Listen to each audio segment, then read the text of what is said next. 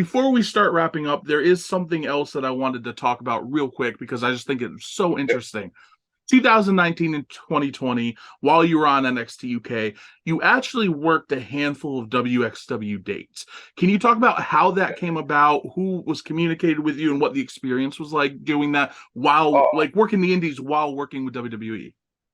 so like working in Andy's, just worked for WXW, and because they had this business relationship, it was possible. Mm-hmm. 2019, I just returned as Sanity Alexander Wolfe for a special appearance, and it was insane.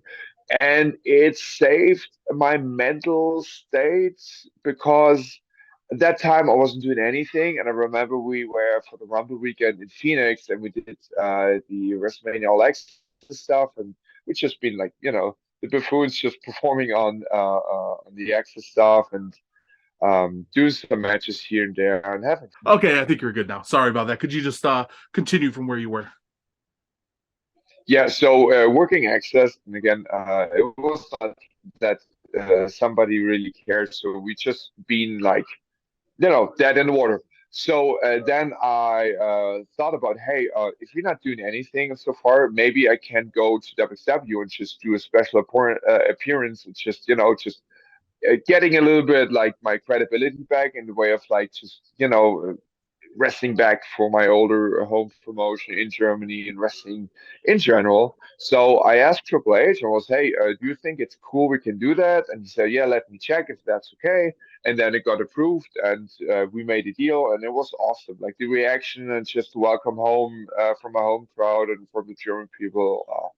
That's a memory I cherish forever, and I'm very proud of that moment. And it was super exciting.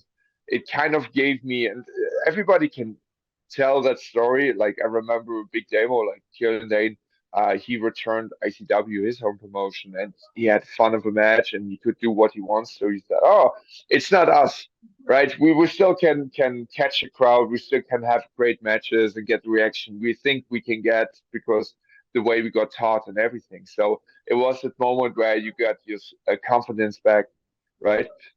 So that was 2019. And then when I was part of NSUK with Imperium, I remember that was the last show before actually the pandemic hit. Mm-hmm. We had the last tapings. I don't know where it was exactly. I think in Hall, maybe not. But in the end, doesn't matter. So then we had the tapings on Friday and Saturday, and we all flew back home on Sundays. And a handful of talents said, "Hey, WXW 16 care it is. Um, we will be a part of the third day." And I was a part there, and I won the um, so-called Shotgun Championship, which is kind of like the second highest belt in WXW. And then in that case, I planned, hey, before I move back to the States and just continue my journey with NXT US, because Mm-hmm. they plan to bring Imperium over and all like the other stuff they have planned, as I told you before, with Sanity and stuff. So the plan was just to tour with WXW till May, and I would drop the belt to one of the next talents they want to push. So I kind of like put somebody over, would go back to WWE and see how it goes there, plans, etc., etc. Pandemic hit, of course, destroyed all the plans because there